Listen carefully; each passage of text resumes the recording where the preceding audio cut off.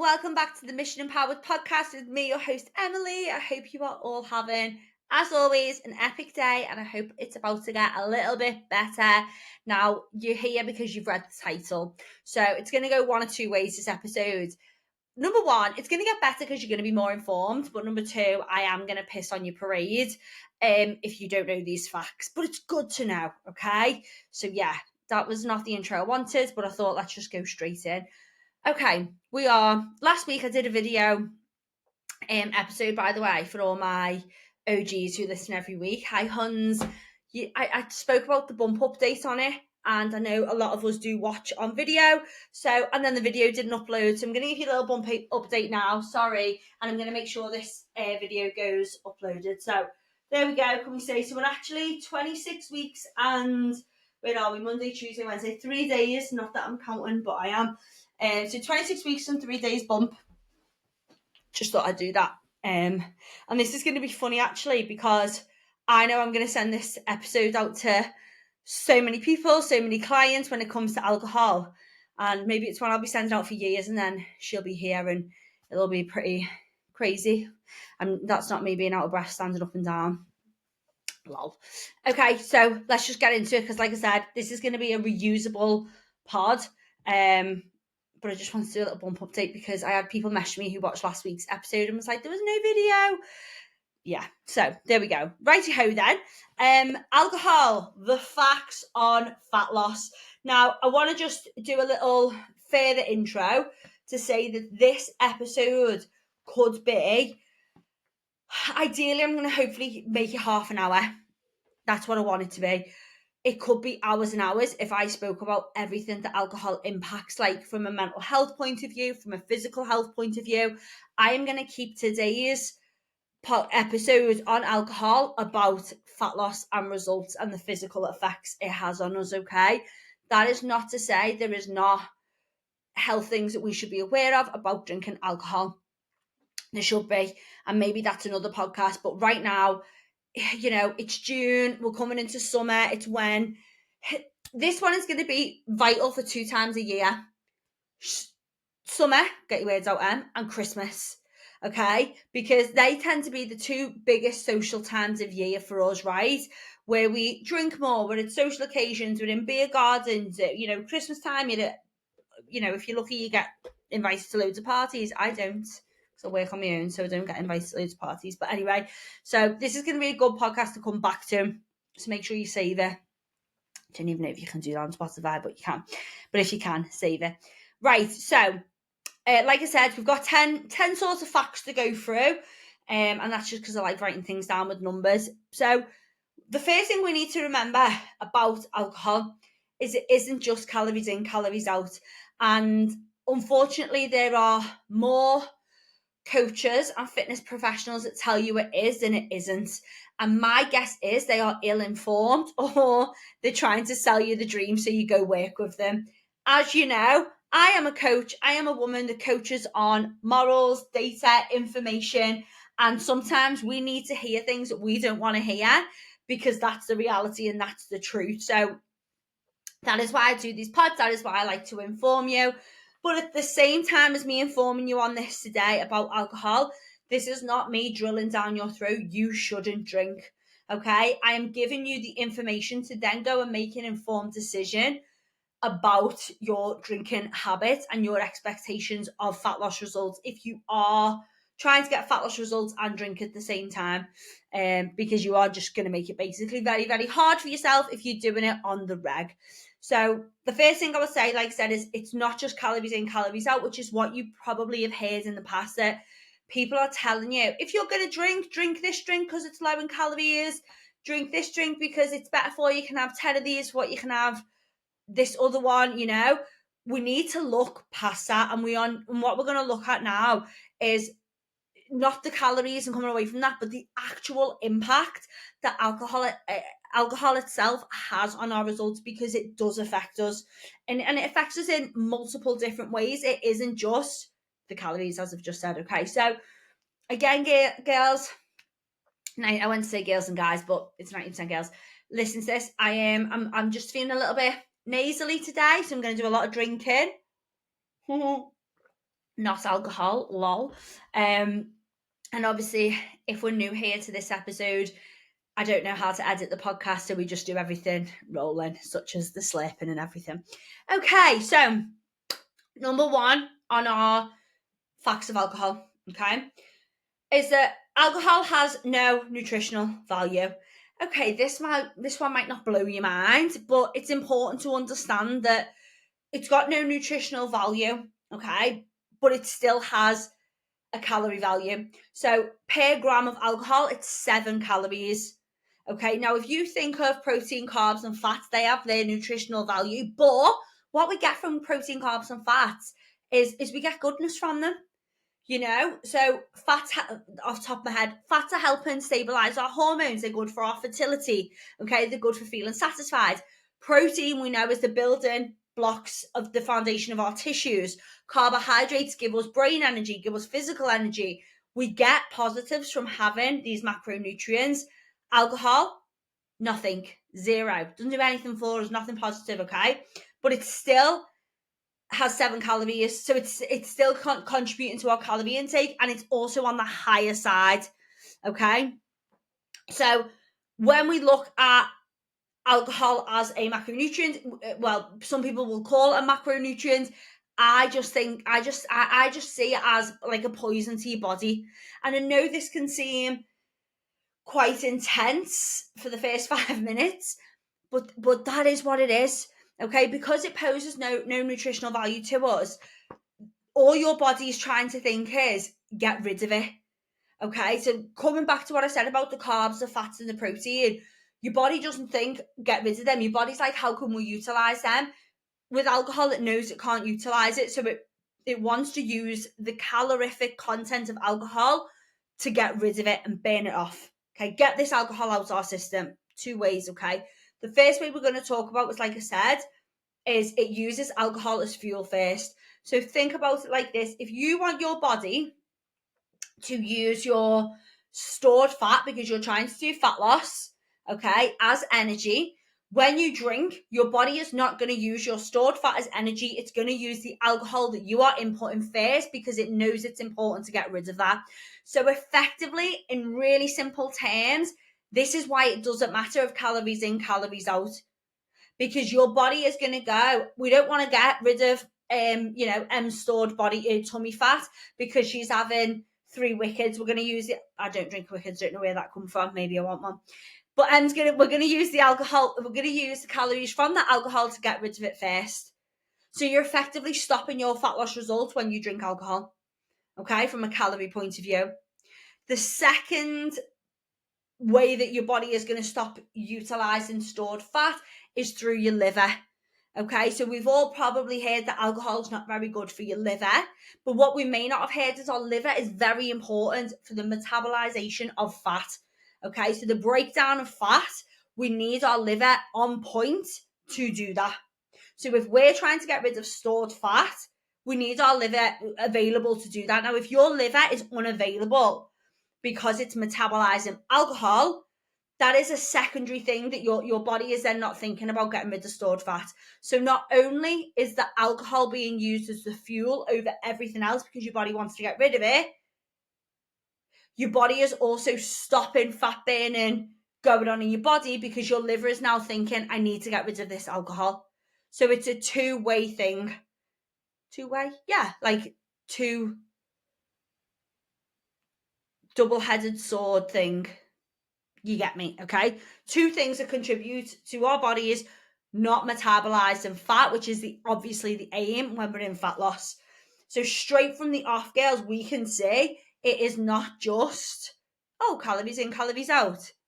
It ain't happening, okay? As soon as we have that alcohol, remember, our bodies are so clever. It is thinking, okay, stop in carbs and fats as fuel because we've got alcohol to get rid of. All right, liver, your job now is not to work on getting rid of our stored fat. Your job is now to get rid of this alcohol. So you can see like that job of your body to get rid of your fat ain't happening anymore, okay?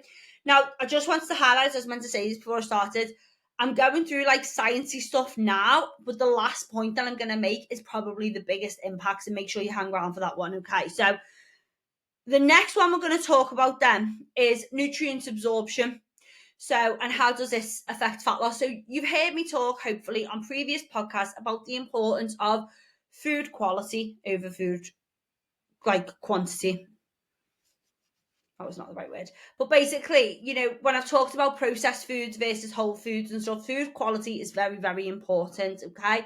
You've heard me talk about micronutrients that we get from vegetables, that we get from fruit, that we get from whole foods. You've heard me talk about fiber. Okay. Now, when we have alcohol, this actually inhibits our body from absorbing nutrients from our food. Okay, just think about in general, right? What alcohol does to you. It makes you a bit ditzy, it makes us a bit clumsy, and if we're absolutely fucked, we can't do anything. Okay, it's not just your brain that it has that effect on, it is everything. Like, your body is a well-functioning machine. Okay, so if you think that your body is this well-functioning machine and we're eating food and your body's like, right, we've got some broccoli going in, guys, we know that we want the nutrients from this, you take that out of it and you work on the digestion here. When you're drinking and that alcohol is in your system and your body, big red alarm has gone off, woo, poison in the system. Your body's then not thinking about absorbing them nutrients, it's thinking about getting rid of that alcohol. Okay, so again, it makes, if you're sitting down and having like the healthiest meal ever, but then you're nailing a bottle of wine with it, your body's not going to absorb them nutrients. Now, as I've said before, with fat loss, food quality is very important because it's going to help you feel satisfied, full, aid digestion, stop you reaching for sugary snacks and stuff. So if we're not absorbing them right type of nutrients, we can see it's then going to impact our fat loss. Okay. And the secondary thing on this point is your digestion. Okay. You've probably, I hate to think about it. And obviously, where I'm at like just over 6 months pregnant, haven't had a drink in a while. But when you are drinking, like how much it fucks with your digestive system. Like, it's either loose bowels or maybe it's followed by a couple of days of constipation. It's not good for our digestion. We know that, okay? It massively impacts our gut health, drinking all the time. You've all probably heard the expression beer farts.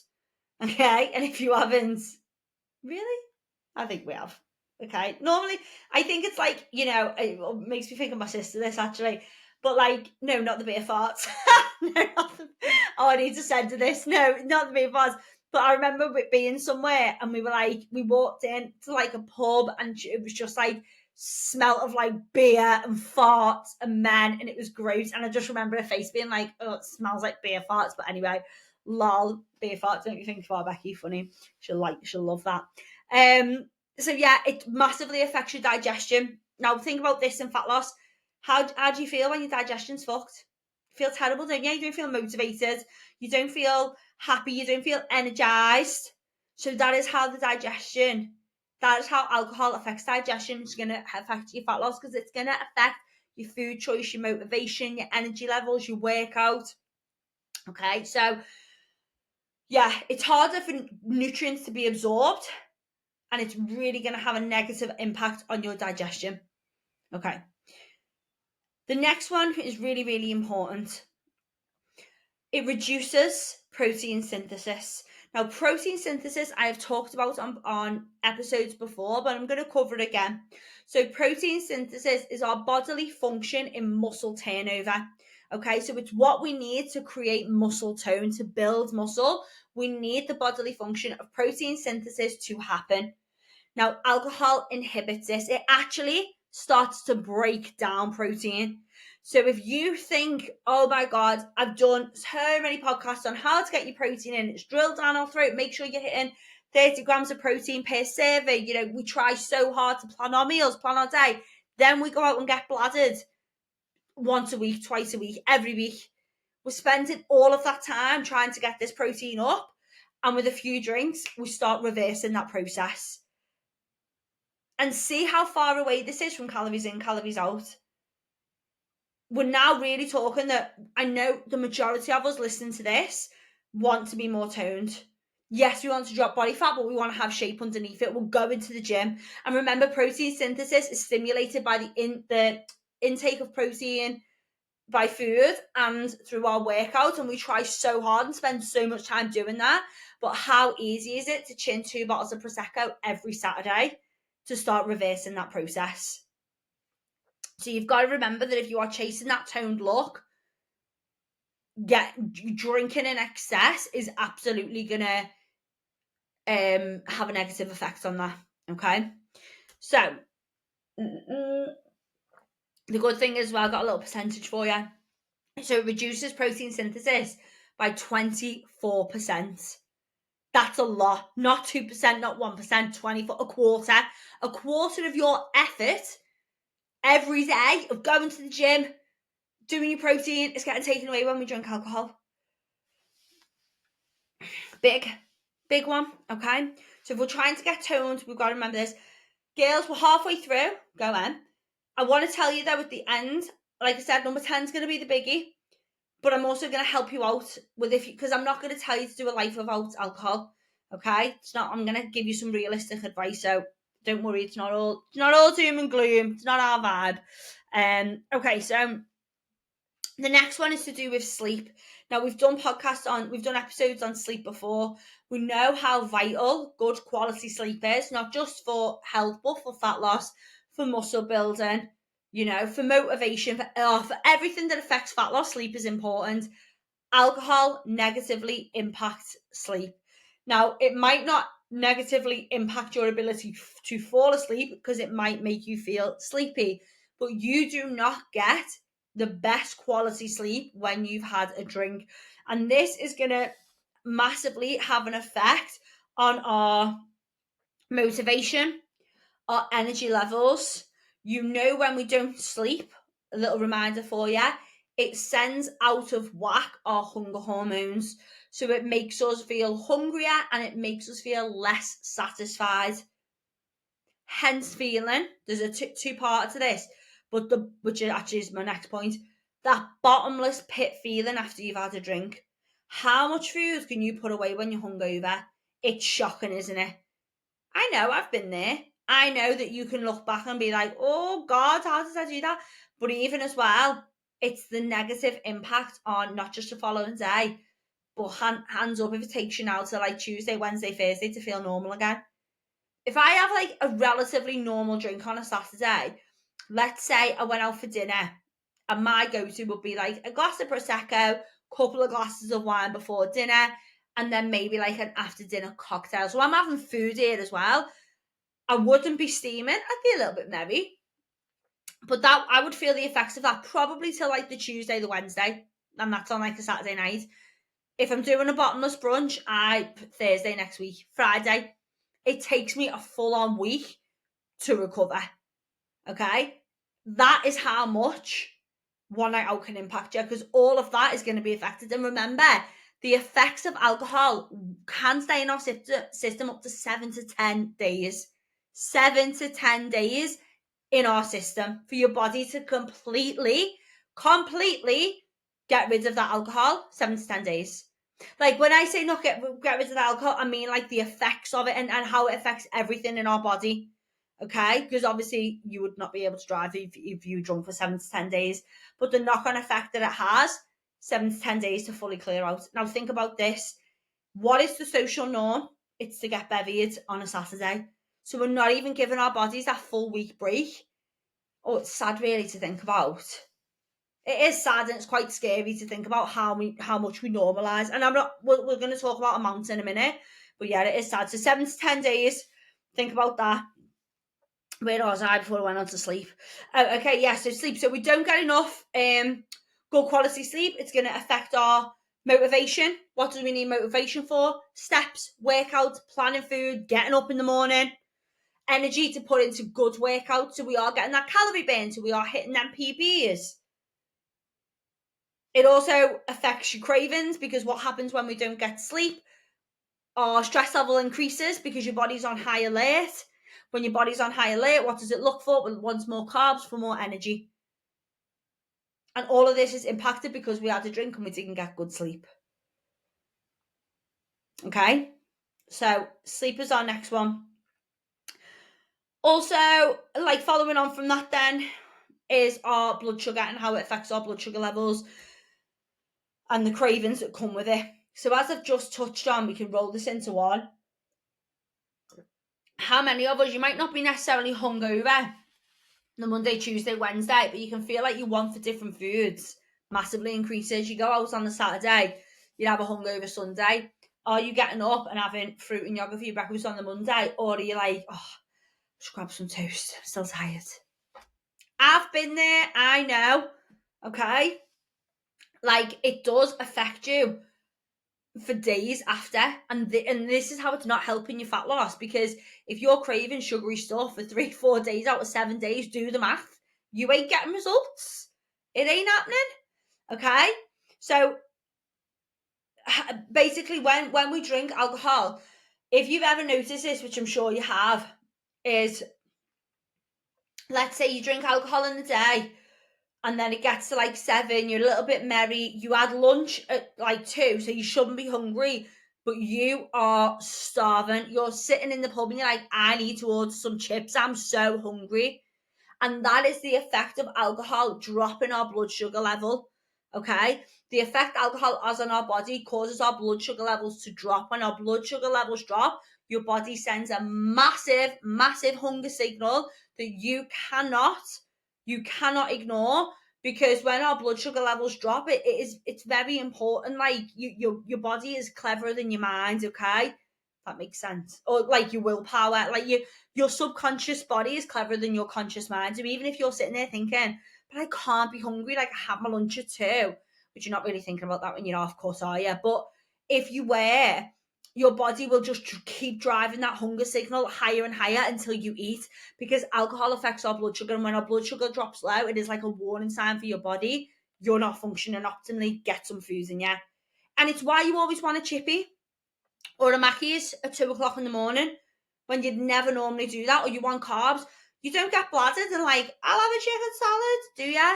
You want the chips, you want the cheese, you want the burger, you want the carbs, because your blood sugar level has dropped. Your body is like, fast energy. What's fast energy? Get it in us. We know Mackey's, fast food, processed food, tastes nice, high sugar. It's literally like, you can't deny, if you're going to go out, and I say this to clients all the time, when you drink, even with the best intentions, right, you're like trying to go against human nature. So even if sober, you can sit there and go, well, I'm going to go to brunch, but I'm going to get a taxi home and I'm going to have some carrots and hummus when I get in.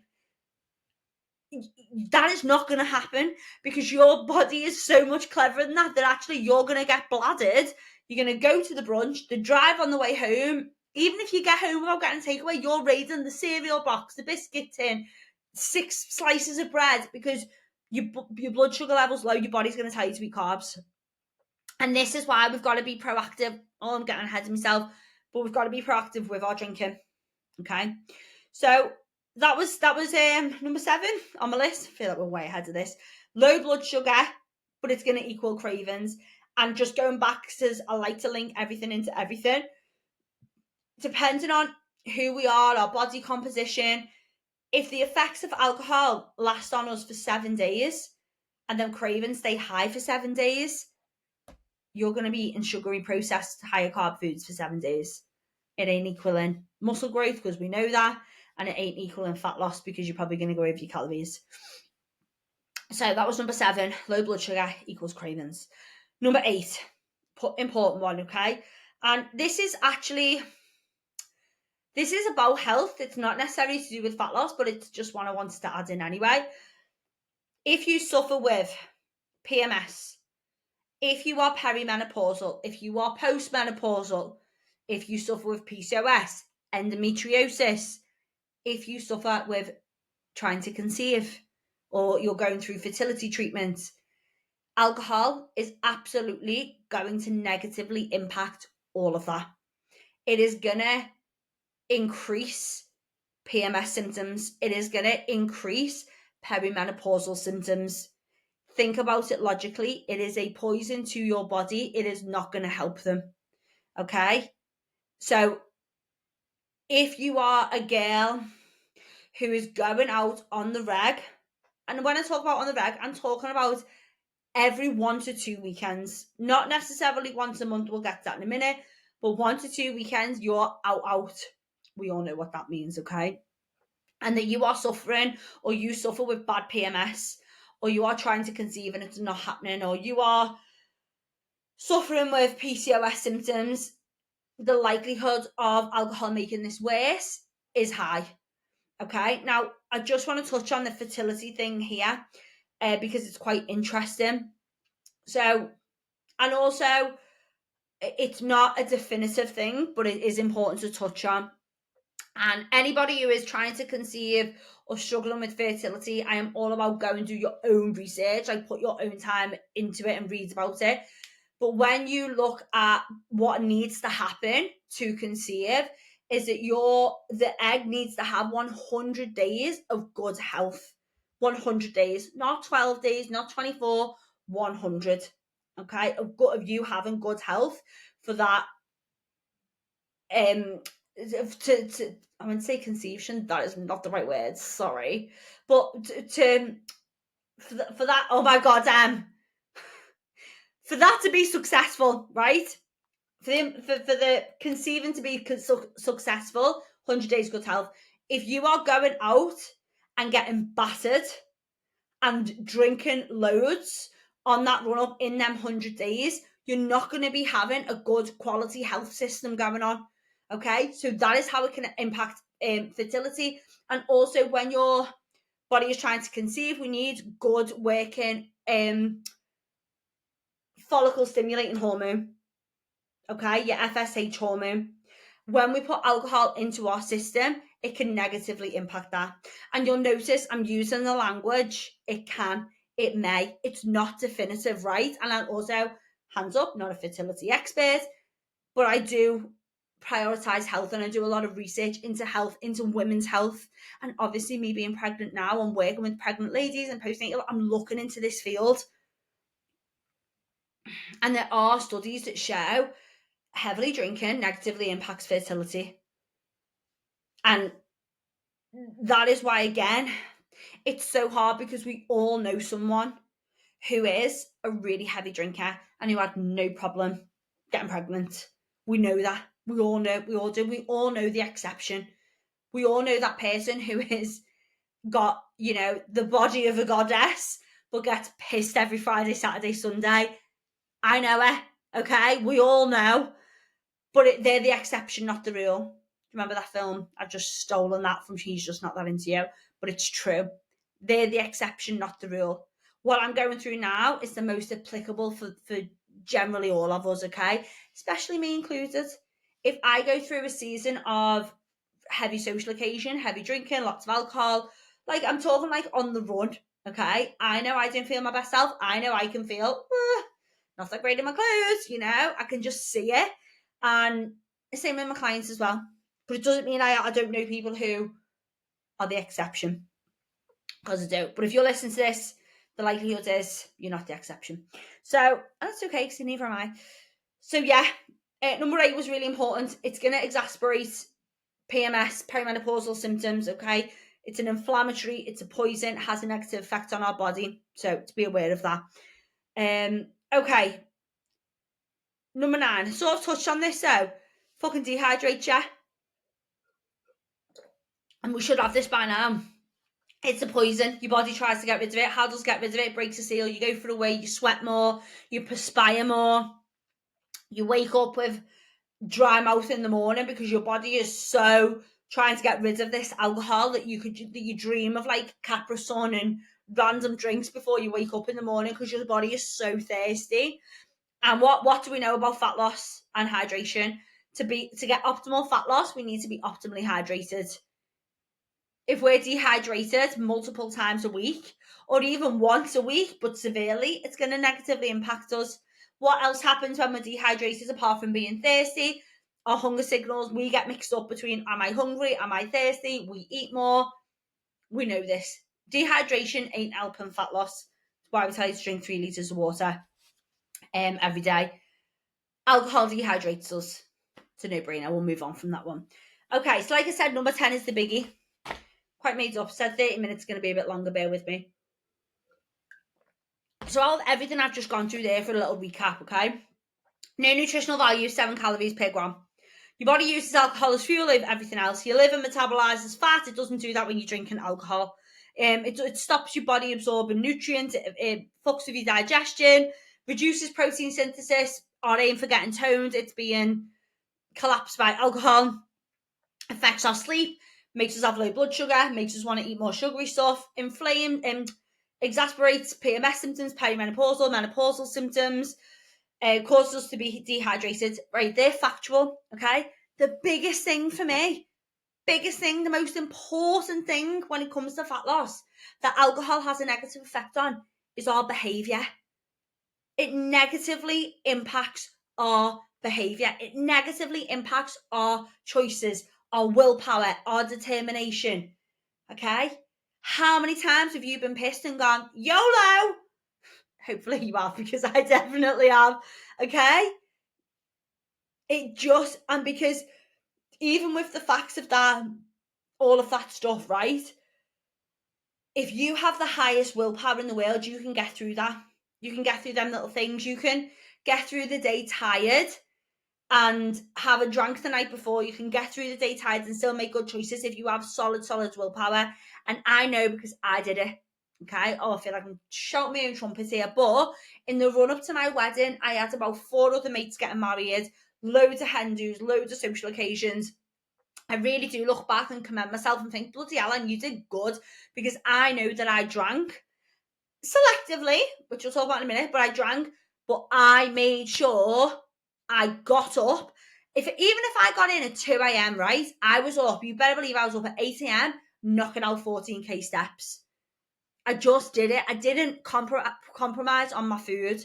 Okay. Now that took willpower, but actually the biggest thing was my motivation. I had this huge goal that I knew that I wanted to feel like on my wedding day. That was my driver. So I know that I could do it. It was solid and it was shit. I was knackered. Nobody wants to get up with a hangover and have a protein shake and go and do 14,000 steps. You're not motivated, you don't enjoy it, but I know that it did it. But like I said, the biggest thing is behaviour. You think about how much no fucks given. After you've done 3 drinks, I might as well just out. I'll deal with it tomorrow. Your inhibitions drop. How many times have you sat there, you've been dead good all week, you sat with 3 glasses of wine and someone comes over with a pizza? If you hadn't had them 3 glasses of wine, you would have gone, I'm all good and going home for my tea in a minute, sitting there with your Diet Coke. But because you've had 3 glasses of wine, your ability and your decision making has wavered, your blood sugar level has dropped, so you're literally again fighting against nature. It's not in your favour. And this is what I feel like people miss out on when it comes to alcohol is, I know that you're saying, I'm going to do this, I'm going to do that, but I know the science, and now you know the science as well. And good intentions don't get you very far when you're a bottle of Prosecco in. And I bet everybody listening to this can relate to that. You drive, you go, oh, I'll just have one and I'll drive home. But then you'd have 2. And by the time you'd have 2, if you're a lightweight like me, you're done. So then you'd have 3 because your car's getting left and you might as well. And that's your inhibitions dropping. And then the night's away with you. The night's away with you. Because I've been watching Bridgerton. But yeah, so the biggest thing, let me just see here, like I said, is your behaviour. It's like, it's out of everything. I hope some of them light bulb, I'm not finished by the way, we're going to go into how to actually drink and get results and stuff, but just to summarise, like the information you now have got is that it isn't just calories in and out. It isn't just you thinking, I'm going to be good with food. You're fucked. If you're drinking, mate, like you're gonna do, I don't like the word damage, but I'm gonna use it, you're gonna do more damage with the drinking than you are having one good meal. Now here's what I'm not saying, don't do the good meal, don't press the fucking button and go, oh well, I'm said that, so I might as well have the chips and cheese and all the drinks if me having a chicken salad and the drinks. Like, obviously do your best, but I want to set your expectations that you thinking because you're choosing a chicken salad and then down in a bottle of gin, that's okay. that's not okay. And that's not going to still get you results because of everything else that we've just covered that alcohol impacts. That's what you've got to get your head around. I'm so glad I am doing this podcast, because if any of my clients are listening to this, this is going to save me so much time on the social occasions on the reg of telling people and explaining it. Is that when you are going out drinking and you say, well, I'm just going to drink gin and tonics. Yeah, but honey, drinking 8 gin and tonics, you might as well just have, if you wanted to have 3 glasses of wine and you bloody enjoy it, then you might as well have done that, because everything else is still going to be impacted. Okay, so like I said, number 10, the big, just if you take anything away from this, is knowing that your behavior is the biggest thing that's going to prevent you getting results with alcohol and fat loss, because you're trying to go against human nature. Okay, that's what's going to happen. So be aware of that. Now let's go into, well, how do we do it then? How do we drink and get results? Because I don't, just like I said, I don't want to be this doom and gloom. I want you to listen. Now, I have already done a podcast episode called how to, like, managing social occasions while on fat loss. So go and listen to that one, because it's a lot more in detail, but I'm going to cover some points on here. So the number one point that I will absolutely tell all of my clients, and it's what I live by as well, be selective. If you are on a fat loss journey and you do not want to cut out pure every part of alcohol, sorry. Now, you will get coaches that say, if you come and work with me, you do not drink. Because, and I get why they say that, because they want you to get the best results.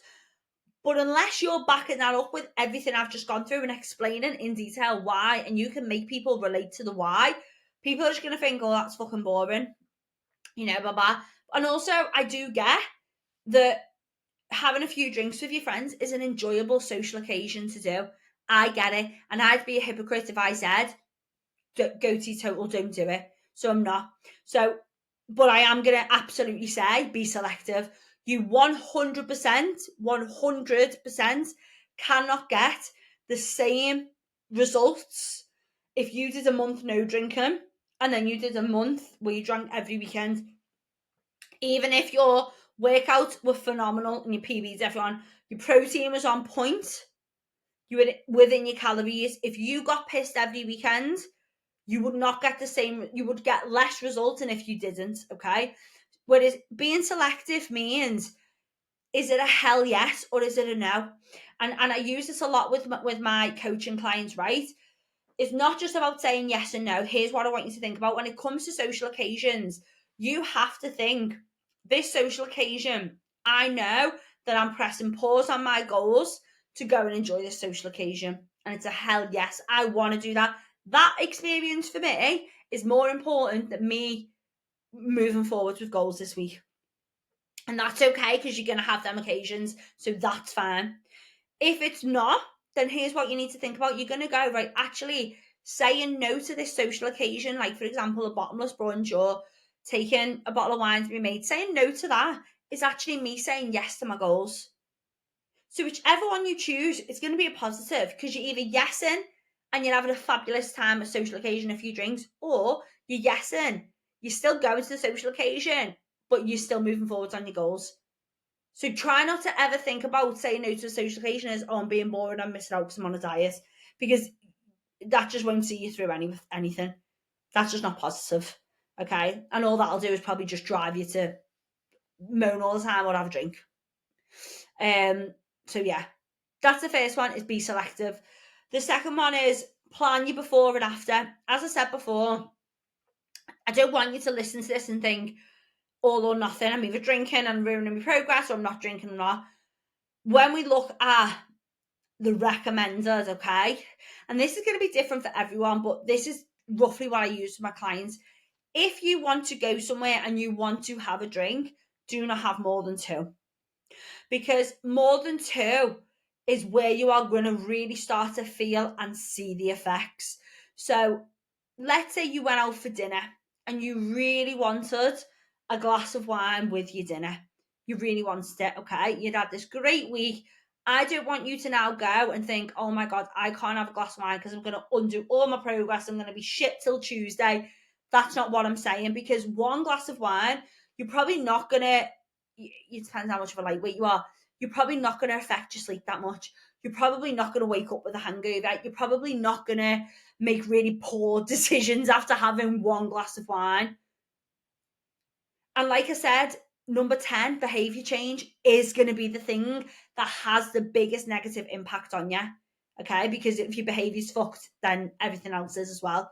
So if you can have 1 to 2 drinks and it not be affected, your other actions not be affected, then have 1 to 2 drinks. Is it better to be teetotal? Yeah, probably. But it's, as I always say on these episodes, it's not about, it's about living in the real world, and it's about what's realistic and what's doable for you. It's not about what's optimal, because we all know what's optimal. We'd all be growing our own veg out the garden if that was if we could, drinking water from the fresh spring. Okay, but we've got taps, and we have to go Aldi and get our veg. Do you know what I mean? Like, we have to look at like how we can do our best. So it's not about full on not drinking, but if you can and you're in fat loss, because remember, fat loss is a phase, it's not a lifestyle. You're trying to get to a certain physique result, 2 drinks max. Anything more than that, you're taking on the chin that next week your results are halted. Not what you want to hear, I know, but true. So, as I said, be selective, 2 drinks, plan your before and after. So, plan the day of, plan the day after, because they're the 2 things that's going to let you down, especially the day after. If you don't plan out, and this is like a non-negotiable, if my clients are going somewhere and they are drinking, I'm like, right, well, let's just do what we call damage control, okay? Because we know that we're going to go and we're probably going to be a bit hungover. So let's plan out that, say normally you'd get a takeaway pizza on the Sunday. Well, on the Saturday morning, let's go Morrison's, let's get a pizza that we can put in the oven. Let's save ourselves 2,000 calories by doing that. If you're tracking your food, I'm quite an anomaly probably when I have a drink. So when I've had a drink the day after, I never really want chippies, because I know all this and I know that, we can't even get into like food hangover though. But like, if you've ever felt worse on a Monday than you'd have on a Sunday being hungover, normally it's not the alcohol, it's the food choice that you had after the alcohol. We know that alcohol messes with our digestive system. It's a whole kind of worms, right? So if you eat shit on the Sunday, that's probably why I feel shit the rest of the week. So for me, like I said, I'm a bit of an anomaly. I like to eat quite fresh on the Sunday, but I like to eat a lot. So for me, it's like big bowl of pasta. Yes, I like garlic bread with it, more cheese than normal on it, but all fresh. I don't like takeaways and stuff like that. So it's about planning ahead. So for me, if I was going out fat, like drinking and on fat loss, I'd still make sure that I had my chicken, cheesy garlic bread pasta. I'd make it work within my calories. I'd probably bring that meal forwards rather than having my dinner at like 6 p.m. I'd bring it forwards and I'd have my dinner at 3 p.m. in the afternoon and probably have a nap after. So it's planning your day, planning before, making sure, if you got a workout, you get your workout in, you drink loads of water, have high protein, which slows the uptake of alcohol into your system. You're not going out on an empty stomach. You're drinking water. When you're out, you're being sensible. Which again, I roll my eyes at that, because I think, who's sensible when they're a bit pissed? No one. They're not really, are they? Like, you can try and drink water, but that probably lasts for an hour until you're on your 5th glass of Prosecco, and then you don't think about it. So it's being realistic. My last point, girls, you'll this laugh. Don't be thick. That was my last point. I'm going to wrap this up now. It's being realistic. You now haven't got the option to not be informed. You've listened to this podcast. You know the effects of alcohol. You know what you're signing yourself up for. So go and enjoy it. Be selective with it. And the social occasions that you do go on, be selective. You now understand that actually anything more than 2 drinks is going to start to have an impact on your fat loss results. So is it worth it? You now probably all understand this and thinking, I've been literally nailing my diet in the week, but then I have been drinking more of a weekend, so maybe that's why I'm not moving forwards. And like I said, fat loss is a phase, it's not a lifestyle. But on the flip side of that is, if your lifestyle is also going out every single weekend, getting smashed every single weekend, and then chasing results in the week, maybe you need to look at and think, are you setting yourself up for a fail? Because are you aiming for something that's never going to come because of this lifestyle that you live in? I'm not here to tell you what lifestyle to live or not to live, but you have got to understand, like, what a waste of energy that must be for you if you're trying to get somewhere and putting all this energy in the week, and then you're undoing it over a weekend. Like, are you better just lowering your expectations, thinking, well, I'm not moving forward on my results while my social life is so busy? Also okay. But it's the expectation of, I do something every 1 to 2 weeks, even every other week, going out getting smashed, right? It's gonna really slow down your progress. When our progress slows down, our motivation slows down. And when our motivation slows down, we tend to fuck it and just be like, oh, whatever. So I hope this episode really helped you understand the effects that alcohol has on our fat loss, on fat loss results, on our body. And no, it's not positive, is it? But at the same time, please take away from this podcast that it's okay to enjoy some drinks and be social. And if that's your vibe, lovely. But set your expectations up before you commit to it. So if you know you've got a month, so for example, and this is realistic, I have got clients in June and July who have got social occasions, weddings, hen dos, 4 or 5 weeks consecutively on the run. I haven't told them to not go to the gym and not track the food. I've told them we're going to have a maintenance time. So our expectations now are, let's do damage control, let's try and stay the same, and then let's propel forwards. Because if we didn't do that, which is where I get a lot of influx of clients in September, where I get a lot of influx of clients in January, February, because if we don't do, let's still aim to do the gym, the steps, and eat well, what happens? You have 6, 7, 8 weeks on the trot of social occasions, you put a stone on. You feel shit, your energy is low. So if you are really sociable, that is also fine. Just level out your expectations, do the good stuff alongside it. And then if you want to get results, give yourself a clear run and say, right, for the next month, I'm going to do teetotal. I'm going to do dry. I'm going to do not even teetotal. Now you can do non-alcoholic stuff, or you can stick to the 2 drinks. Okay. But I hope this episode has given you knowledge and power to now go and make an informed decision of alcohol, drinking, social occasion. Okay, and I'm just going to wrap this up by saying I am definitely, 6 months pregnant. Can't wait till I can have an Aperol. So we're all normal. We just now know how to handle it and what expectations need to be. Girlies, thank you for listening. As always, I appreciate your time, and I really appreciate all your messages and your ratings with 2 stars off 100 ratings on Spotify. So please, if you enjoyed this, please drop me a 5-star rating. Send me a message on Instagram @_em.powered. Let me know how you got on. And drink away. I feel like that's how I need to sign this off. And I'll see you next time. Love you. Bye.